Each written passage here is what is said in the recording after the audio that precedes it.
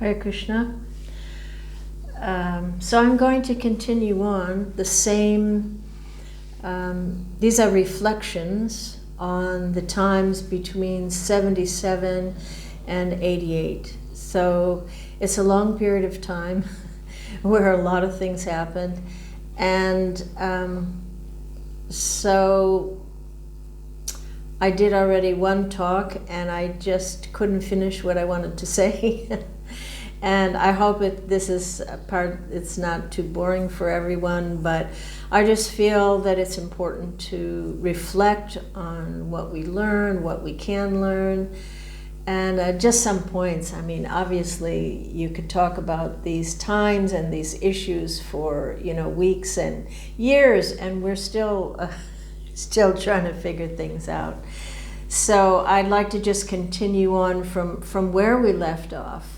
First obeisances, Vanchakalpatarubhyascha, Kripasinavevita, Patitanam Pavanebhyo, Vaishnavebhyo Namo Namaha. Jai Srila Prabhupada Ki Jai. Hare Krishna. So we were talking about kind of the difficulties that we went through after Srila Prabhupada's departure, and different syndromes and behaviors, how we dealt with it at all. And we've gone through ways in which, both managerially and individually, we were kind of stuck and trying to understand how do we move forward in the face of adversity, and that's not easy. And so we'll begin first as talking about really acceptance of adversity as a very important point, because we know we have very little control as tiny little living entities. We are subjected to so much that comes our way, which we have no control over, which we cannot stop, but we can decide how we will respond to it. So personally, I'm always surprised when devotees seem so surprised by the things that happened. Considering our youth, our inexperience, the short time that we've been practicing, and the short time in which we established the movement, and the magnitude of what we were trying to do, it's really not surprising. Most of the things that occurred, to some extent, the difficulties were inevitable. And, and Srila Prabhupada warned us about this, about succession issues. And he told us, the history is filled with similar stories. He told us about the Gaudiya Math and what happened after. And they were, fired up disciples of Srila Bhaktisiddhanta Saraswati. They did amazing preaching. They did wonderful works, and unfortunately things got basically fell apart rather quickly, and those were people that were far more experienced than us young straight out of the mundane world people with very little piety behind us, and even in Lord Chaitanya's times, after Lord Chaitanya left, there were factions. You read in Chaitanya Charitamrita about, the different branches of Advaita Acharya and how some of them became useless. And, practically all religious institutions are, confronted with similar challenges. So, in one sense, what we went through, it's not unique. It's nothing new. Sometimes we have this naive idea that spiritual life is supposed to be, trouble-free, candy-coated, cushy bliss. And that is an illusion. And we have to accept that upheaval is inevitable. And it's just the nature of this world. There is no utopian society. And once we accept that truth, well, things get a bit easier. It's at least a step in the right direction. Because anyone who's grown in any way, even physically or spiritually, knows that growth, it's not found in comfort. Difficulties, however extreme they may be, are necessary learning experiences. And they reveal so much about ourselves, our understanding, our commitment, our love, our attachments, our illusions. And however hard it may be, these times have to be embraced just as much as we embrace the good times. And because this is when the philosophy comes alive. This is when the stuff in the books is like, oh, I get it. The stories become very relevant and applicable. So difficult times, they test us and they reveal the price we have to pay for prema. Ashli Shava Padaratam. Ultimately, we have to get to the point where whatever you want to do with me, we're obviously not there, but we know that there is a state where we feel like that. Whatever you do, my Lord, I'm on board. And, in saying this, I do not mean at all to minimize or take lightly the severe situations and difficulties that some devotees went through, or to excuse or minimize the very, heavy offenses that were made in many cases. But what I mean to say is that no matter how extreme the situation or how extreme the difficulty is, even if you find yourself right in the middle of a war in the battlefield, which actually many devotees are experiencing now, the same philosophy has to be applied if we want to get through it all and move forward. Now I'm going to read a really nice quote from Srila Bhaktisiddhanta Saraswati Thakur, which explains what I'm trying to explain not very well, very nicely. So let me put that up and I will read. Yeah, here it is. This is Srila Bhaktisiddhanta Saraswati Thakur speaking. We find true happiness and true life only in our true home. Here, we have to go through difficulties and disasters. We need to face trials face to face, because through them, providence teaches us. The main lesson is that this world is not our eternal, our true haven. True peace can be found only in Him, in God. All trials and sufferings must be met with fortitude as a lesson and not as a punishment or retribution. It is necessary to learn the art of enduring suffering, seeing in them His will. If we learn this, we will find true peace. In my heart, taking terrible calamity to be good fortune, insults to be like honor, criticism like praise, enemies like friends, poverty like great wealth, and envy like friendship.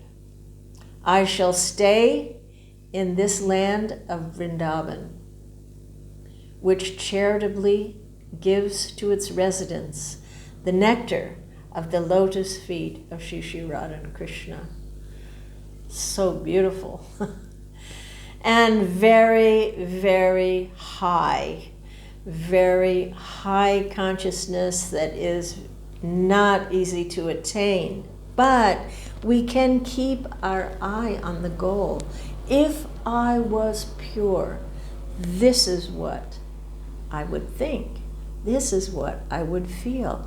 At least we can aspire from wherever we're at. Because this is Krishna consciousness. And there's another, I'm going to put up another quote, which is also very, very nice, talking on this same point, because this is really important. This is really important. How do we get through difficulties? What is the right way, to progress? So this is a quote from Bhakti Pradeep Keshav Goswami in a letter that he wrote to a disciple. And he says, "Only profound devotion and conviction in devotion can protect the sadhaka in his life's journey. Sri Bhagavan presents such situations in order to test and further the depth of the sadhaka's conviction. No matter how difficult the questions are on a test, the student who has studied perfectly will never fail. I have faith that you will surely be able to progress due to this test that Bhagavan has orchestrated. Adversity is the main foundation of success. A weak-hearted person sees difficulty as unfortunate and tries to prevent it or to be liberated from it. A strong person sees adversity as a cause of auspiciousness and embraces it. So, knowing adversity to be your good fortune, embrace it firmly and you will be victorious." It's beautiful. So, this is the philosophy. And we know it's not at all easy to be like this. But at least we can begin to appreciate that this is the reality and the goal we would like to attain, to seek the valuable lesson in every setback or difficulty. So this, as I'm trying to identify that acceptance is a big step forward.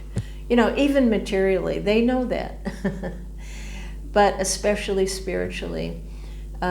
Ultimately, not just acceptance, but also to develop forgiveness.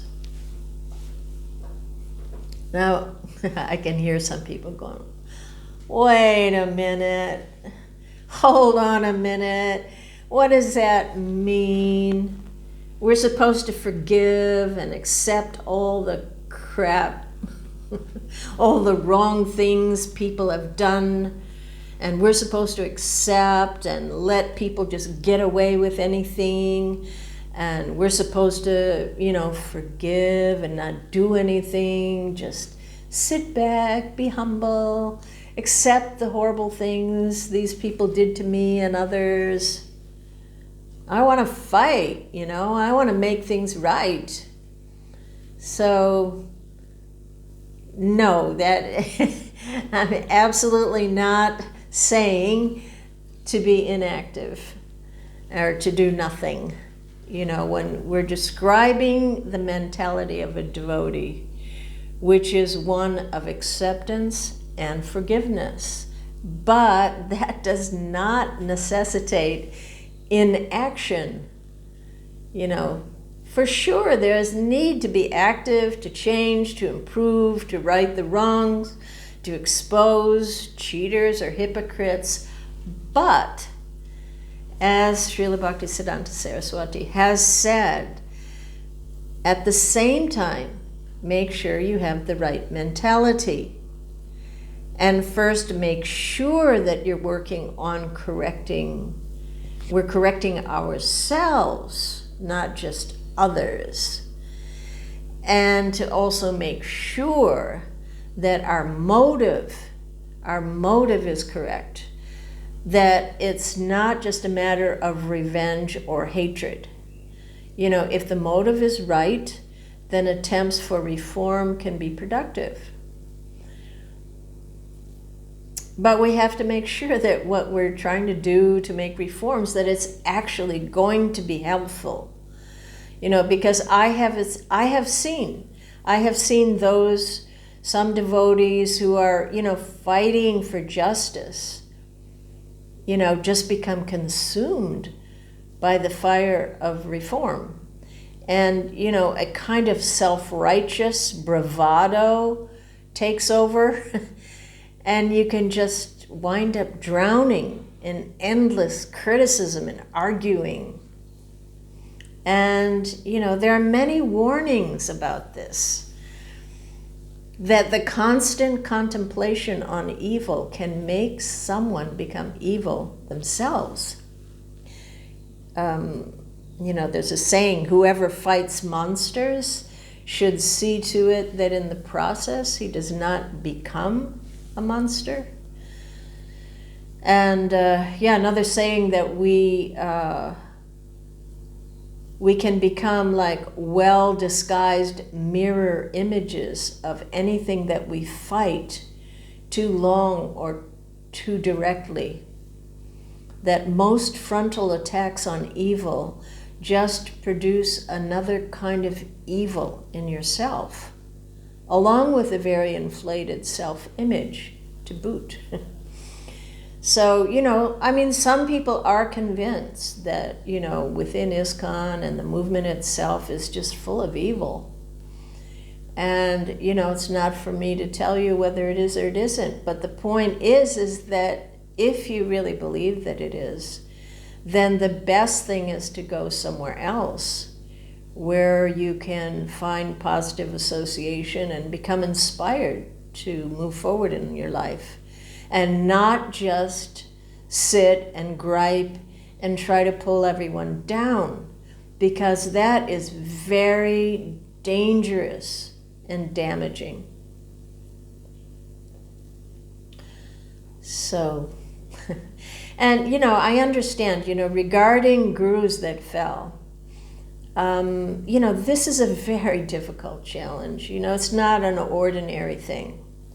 It's very tough. And I wouldn't even, you know, I wouldn't profess to understand, you know, the feelings and the things that people have been through, you know. But I do feel there's a need to talk about it a bit directly, you know, because, well, some would have you believe that, you know, all of these new gurus, you know, they were just all a bunch of megalomaniacs, you know, just waiting to usurp the movement, and all sorts of things about them. And so it's not easy. I could imagine if I was just joining now, or whatever you read on the internet, goodness, you know, it would be very difficult to discern fact from fiction, you know, in these internet days, you know. And no doubt, this, I'm not attempting to say that everything, you know, that very bad things happen, but, you know, not everything you read is factual. And, you know, there is a lot of anger and even hatred towards these gurus still today. And but is it right?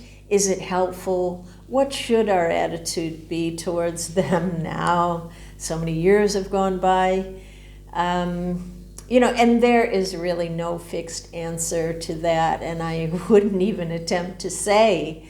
But I want to bring up a few points that I think, if we want to be fair-minded devotees, we should at least try to take into consideration maybe, you know, some points and some mitigating points. And, you know, that first of all, it's just not fair to lump all of them in as if they were one person. I've heard so many people, the gurus, those first gurus, that, it's like one, demoniac force or something, like one person.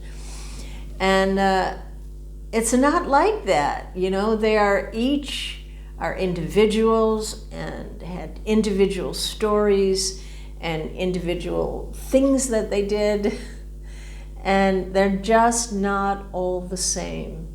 So to speak about, it's like when people say women are, or, ISKCON is, I just hate that.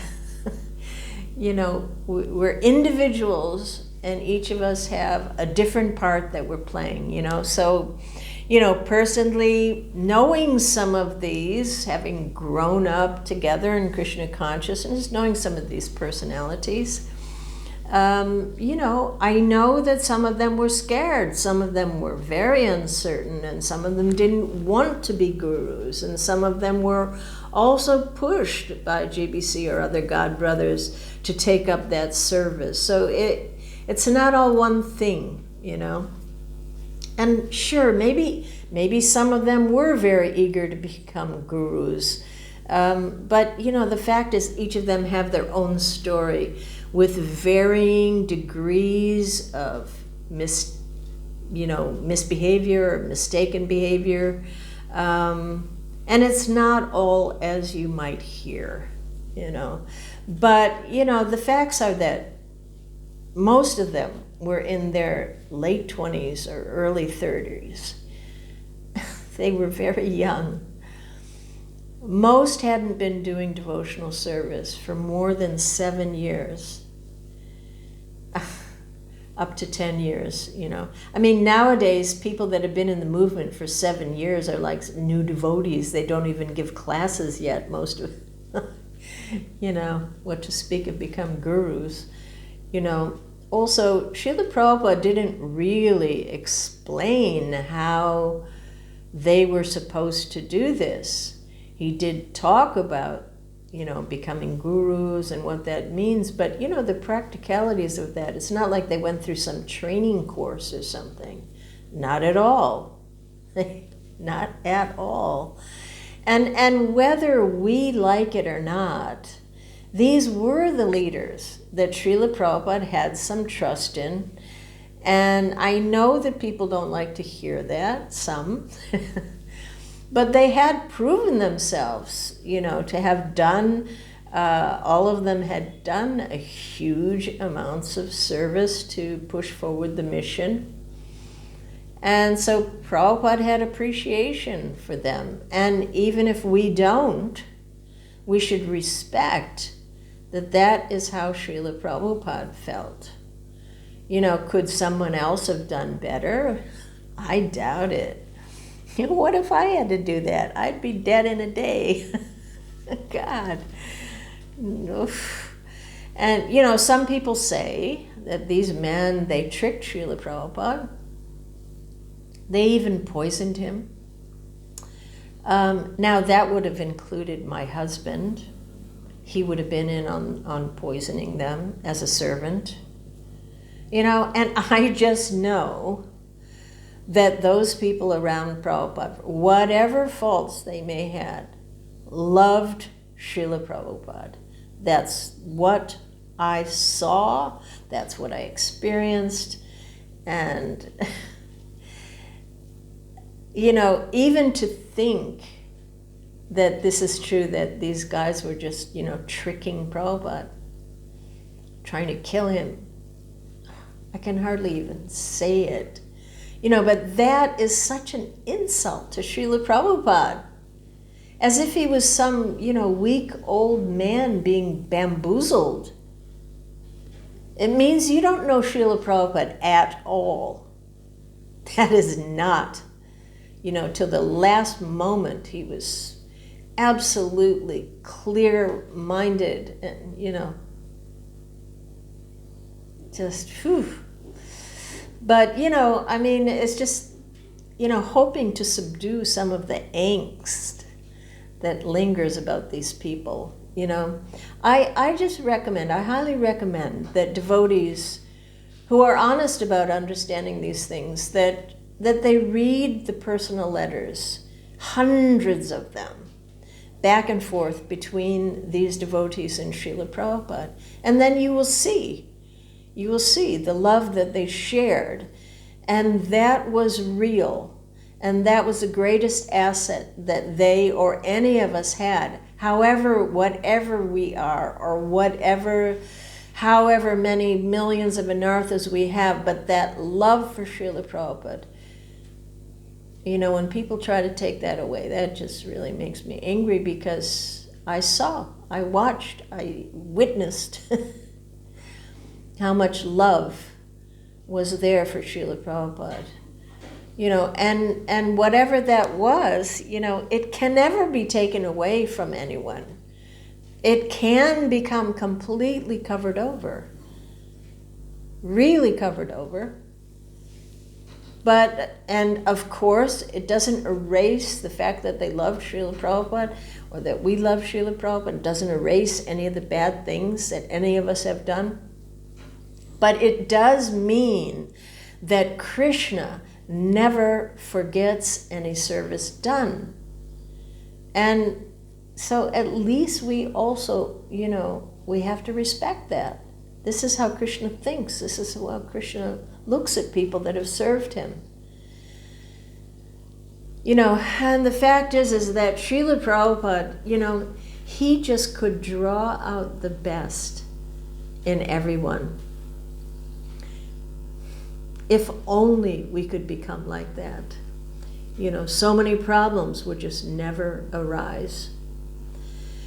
But in Srila Prabhupada's absence, and in the presence of these huge responsibilities thrust upon them, whatever hidden tendencies or latent anarthas, could so much more easily surface, especially when given, exalted titles and power and honor and respect. But then I have to say, at least they tried. And they did do great things. I know, at least where I was, hundreds of wonderful devotees were made during those years. They were inspired by that guru. And it was not all doom and gloom. And in any case, Srila Prabhupada always appreciated more those that tried. They tried even to do something that was very difficult. He used to say, to shoot the rhino. Rather than, and maybe they would fail at it, but, rather than those who sit on the sidelines and, judge it all, So yes, bad things were done, but, Krishna is the equalizer of all. He knows what we've done or not done. He knows our hearts, and every soul will receive the results of their behaviors, good or bad. We can be sure of that. Everyone will receive what they deserve. Krishna will arrange that. So these first attempts at, being gurus, some of them made it through. These first attempts, they showed us the danger of position and power. And these are life lessons for all of us, how dangerous if you put yourself close to the fire, when you hear your own praises and receive honor and title and money, it's just real easy to burn right up. And for this reason, many of our acharyas, they never came close to that fire at all, like Lokanath Goswami, Gopal Bhatta Goswami. They didn't, don't even mention my name. They didn't want to take disciples. I want to get near that fire. Aware of the danger, and even such great souls. But, the movement has to go on. Someone has to accept this responsibility of teaching and carrying on.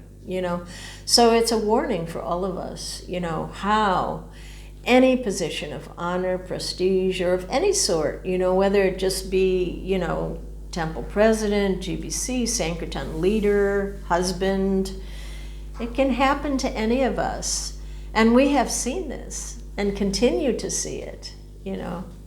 So Srila Prabhupada, he warned us that spiritual life is a razor's edge. And some have got cut very badly, even killed themselves, you know, with that razor.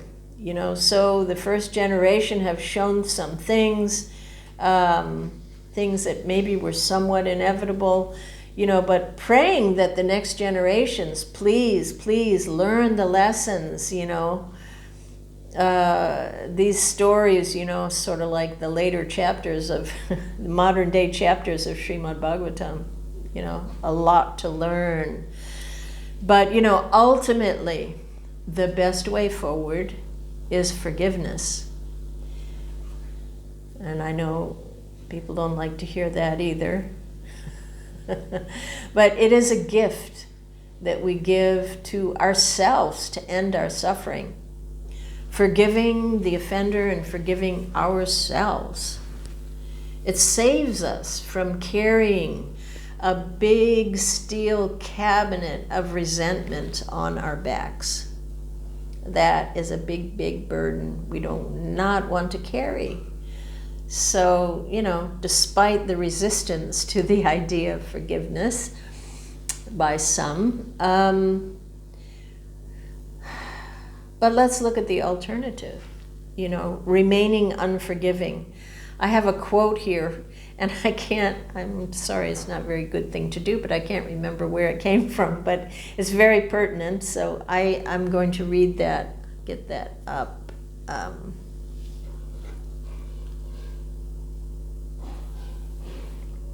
So this is about not forgiving. The unforgiving mind, contrasted with the forgiving mind, is confused, afraid, and full of fear. It is certain of the interpretation it places on its perceptions of others. It is certain of the justification of its anger and the correctness of its condemning judgment. The unforgiving mind rigidly sees the past and future as the same and is resistant to change. It does not want the future to be different from the past, and the unforgiving mind sees itself as innocent and others as guilty.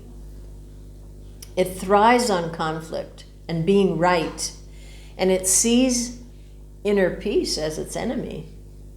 It perceives everything as separate. It's a good quote. Well, that's not a very pretty picture.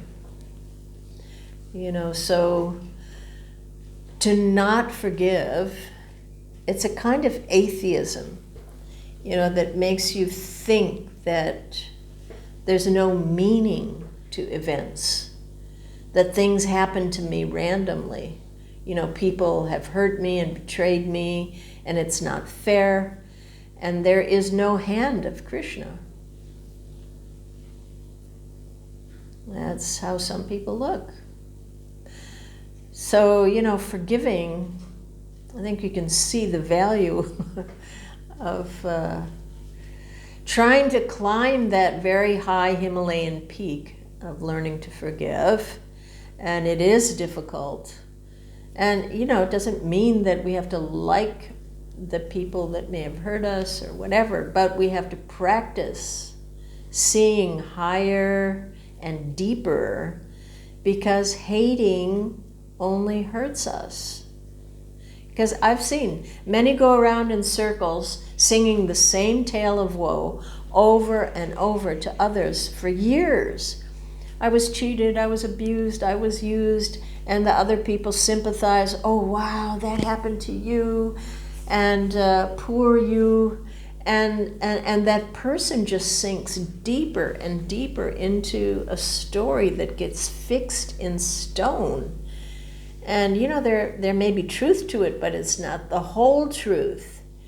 You know, we cheat ourselves out of growing and just become stuck and become negative and sometimes nasty people.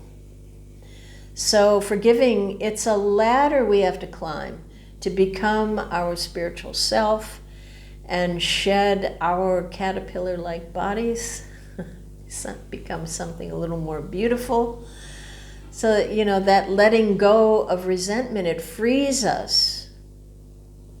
And, from the perspective of eternity, everything we're experiencing in this realm is tiny. It feels big, but it's not. And if I want to have a vision of eternity, if I want to see Krishna, I have to accept that every painful event contains a seed of growth. And that, our attitude is everything. And this is understood. This is, these are not high spiritual truths. This is stuff that, materially people know. Your attitude is everything. Maybe I hope it's not too long, but I just read a couple of days ago on Facebook, I copied someone wrote something very nice, which I think conveys a healthy devotee attitude. I hope it's not, well, it's okay, I guess. So I'll just read that. It's just a nice expression from the heart of a devotee. It's just some Facebook post. But I thought it was relevant to this discourse, So I will read. I didn't ask permission, so I won't say who wrote it.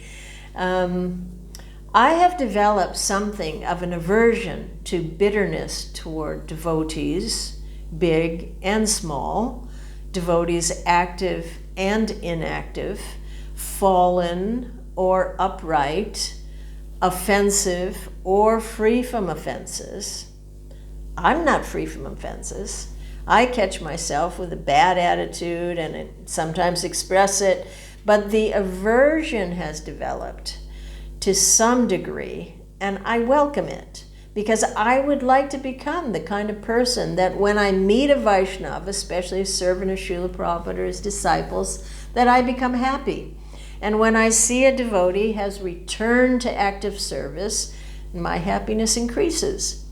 And when that devotee shows a mood of humility and contrition, I am deeply moved with feelings of friendship and compassion. And even if that devotee could be said to have done some harm to me or to others, I am not willing to harbor ill will toward him. He is here serving his spiritual master, and to discredit his service will only discredit my own, agitate others, and accomplish nothing. I somehow or other got the blessed, undeserved opportunity to be a foot soldier in Prabhupada's Sankirtan army.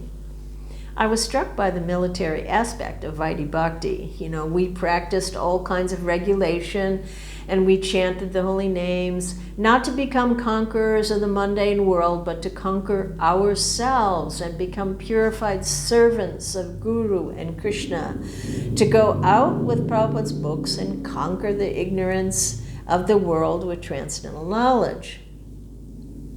And as I served this military analogy, it held fast in other ways too. I saw fellow soldiers laid low by Maya. Sometimes it was because their training was incomplete, and sometimes due to poor sadhana, or being too casual, or the old temptation from our past would come to haunt us again, sex desire, attraction for material enjoyment, a hankering for profit, adoration, craving for control and position over others. I would also take a serious wound or two myself, and I know what that suffering is like. Soldiers fell, lieutenants fell, generals fell, and some, but not all, and the war went on. And to complete the analogy, now when I meet another soldier, regardless of his former rank, who has served in the Sankirtan mission of Lord Chaitanya, I don't care a whit for his shortcomings, mistakes, etc. I'm in the company of someone who's my brother, who has tried very hard to win battles for Srila Prabhupada, and I'll take the dust from his feet on my head, and no one can stop me.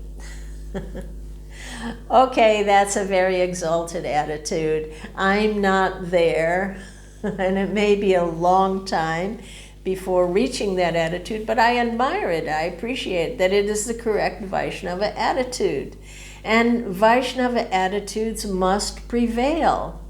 You know, whatever we've been subjected to, however bad it might be, whatever our position, everything has to be tackled with the true spirit of Vaishnavism. As I said, our attitude is everything. And I've seen over the years, I've seen devotees on both sides of various arguments, both suffer and both fall away, you know, because whatever our viewpoints, if we act in harshness and hatred and anger, we lose mercy. And no matter how right we might be about a particular issue, if our attitude is wrong and if we offend, well, we're wrong in Krishna's eyes, and that's what we care about, Krishna's eyes. How does Krishna see us, you know? So it's better that whenever we're in difficulty that we step back, we observe the overall situation, we ask the question, what's the lesson? And if we do that, then it's a perfect opportunity to grow, you know. However difficult the goal of Krishna consciousness is, it is our hope to arrive at a place where we're able to be internally satisfied even while we're going through major difficulty. You know, that is Bhagavad Gita.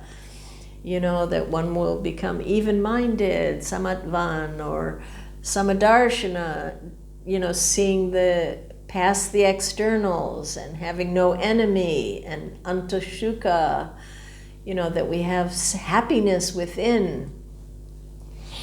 You know, in the Bhagavatam, you know, it's just, there's verses everywhere that tell us this. Don't wish for anything inauspicious for others. Anyone who inflicts pain upon others suffers himself from that pain. And in Chaitanya Bhagavat, Haridas Thakur says that if one living entity feels hatred or envy toward another,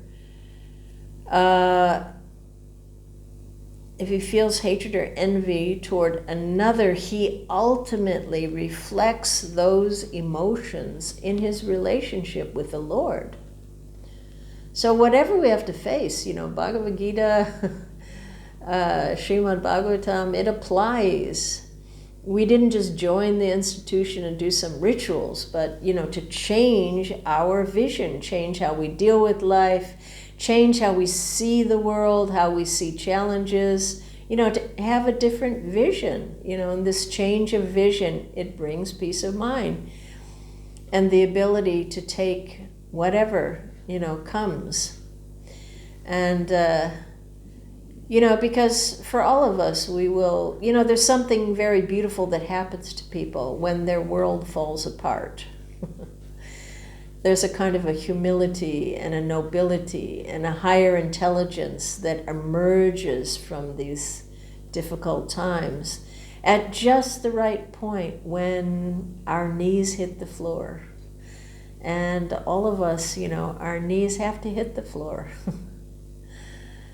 But, you know, Srila Bhaktisiddhanta Saraswati, I don't have that quote, it's very beautiful, where he says, you know, don't let anything or anyone stop you in devotional service. And, but, you know, how do we do it? How do we change? How do we change what needs to be changed? And how do we protect ourselves in the future? You know, these are big topics, you know.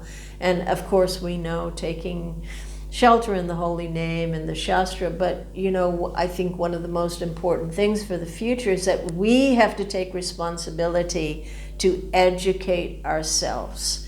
Leaders should be educated, new devotees, children. We must be educated, and now we know that, even in the name of Dharma, there are thousands of ways to get trapped in Maya. And we must learn what to watch out for. And these days, when we went through these things, there was very little to guide us, but nowadays there's so much, many books and courses and everything that get information about abuse of power and, how to identify it, what are the red flags. And so a mature devotee, we must educate ourselves. And the first thing to learn is discernment. Discernment there's a big difference between criticism and discernment. But Srila Prabhupada said a devotee should have intelligence to know what is deviating. And, that we're meant to surrender by your intelligence, but you don't surrender your intelligence. So that discernment, it's the ability to make discriminating judgments, to distinguish between and recognize the moral implications of different situations and courses of action. To learn the ability to weigh up and to assess the moral and spiritual status of an individual, of groups, even of a movement. This is not about being critical, but it's about really learning discernment. This is so important. And the future of the movement depends on our ability to educate ourselves and improve ourselves so that people can see that we walk our talk. Because today people are much more informed about what is a healthy emotional and psychological and spiritual environment. They're looking for authenticity in spiritual people. They're far more impressed, by, seeing fairness, honesty, openness, integrity, sustainability, than seeing a big glitzy temple. Because people, they know a lot now, And so to move successfully into the next decades, we're going to have to be honest about our mistakes and also innovative, creative, and flexible to work towards creating a spiritual environment that's appealing to people in the world today, and to make people see the relevance and importance of Krishna consciousness. So new skills are required. This is like, sometimes I listen to the wisdom of the sages, and they do these Bhagavatam classes every day that are really fantastic. And they refer to what they're doing as Krishna Consciousness 2.0, like the latest version, a new version, upgraded, in which, it's where we will know and have to have leaders that have the spirit of servitor leadership, who embrace systems of accountability and who prioritize devotee care and child protection over hierarchy, and who are open for feedback and have the ability to listen. This is what people want to see now, and gurus and teachers who can maintain the proper mood of receiving honor and worship, in a humble spirit. And, actually being transparent, and that means they will need to explore effective means to function as gurus in the modern times. In a global movement, it's very different than traditional situation, and it's not written in stone how we go about doing things, like Rupa Goswami and Sanatana Goswami. They didn't get great big Vyasa Puja books or 30-foot long birthday cakes or whatever. Things are done in different ways at different times, and we have to see, what works, so that people can trust a teacher. You know, we have to see there's not only one way of doing it, but the one thing Srila Prabhupada said over and over, the only one thing is to my credit. I have always remained the servant. I never tried to become the master. And that is the best protection. That is the one point that has to remain there. Otherwise, everything is a farce.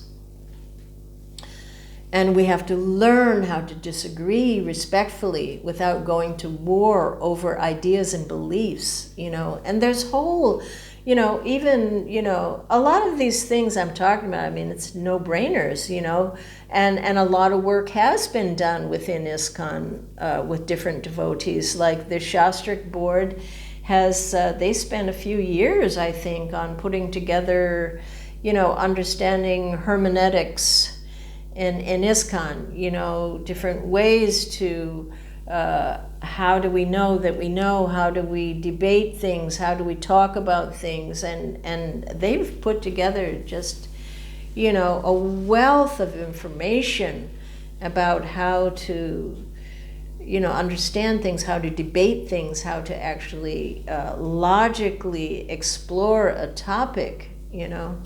And we have to learn these things, and we have to find ways to be inclusive and broad-minded and not sectarian, and yet at the same time very incisive and clear on our core principles.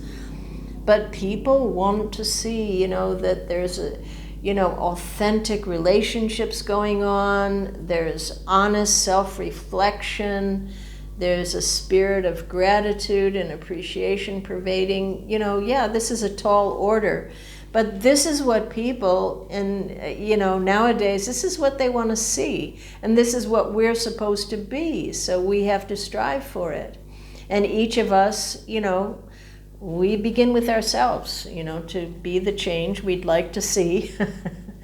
You know, and also learning, we have to learn how to see, you know, red flags and warning signs. You know, once you're taught these things, it's much easier. And now we do know about these things, you know, we can educate ourselves, you know.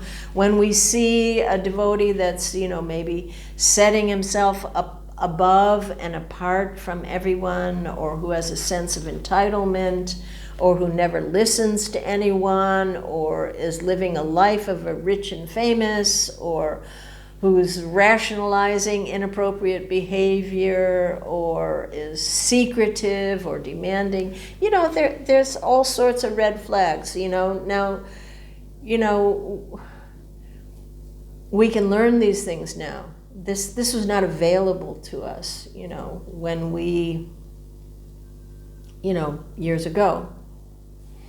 But it is now, you know, so the onus is on the future generations to work towards developing a more culturally balanced, well-educated society, a more safe society that can protect us, you know, from ourselves. And learning these histories, I hope it will help future generations to hone their own compass, to get clear about their own path, you know, to know more what we want, you know, as a devotee, as a learner, as a thinker, as a believer. You know, how am I going to live this in an authentic way, you know? It's very important to clarify our own orientation with the mission. So anyway, I really have gone on a lot. This is 2 talks, but anyway, in conclusion, you know, the stormy decade following Prabhupada's demise, well, it left many casualties in its wake, and the preaching mission as a whole lost some momentum and cohesion. You know, and ISKCON was a bit battered and bruised, but it has survived. And important lessons, they have been learned to some extent. We're continuing to learn. And what that means to me is that there are enough devotees who truly love Srila Prabhupada and understand what he gave, the importance of it, there's enough of them to keep it all going. And so, we can only beg forgiveness to those who may have been harmed in the course of trying to establish the mission. But we've survived, battered, bedraggled, bearded, balding, beaten, but still blissful. And beyond all the pain and failure, I feel more and more certain that what Srila Prabhupada brought for humanity will significantly change things in this world, and that this is just the beginning. And Chaitanya Mahaprabhu's plan for the world is most certainly unfolding. And those who will see that and take it up, they are the most fortunate in the world. And, we just shouldn't let anyone or anything or institutional problems get in the way of that glorious opportunity that we all have. So those are my reflections from some, I could probably go on for weeks, some reflections from this particular traumatic decade. Hare Krishna.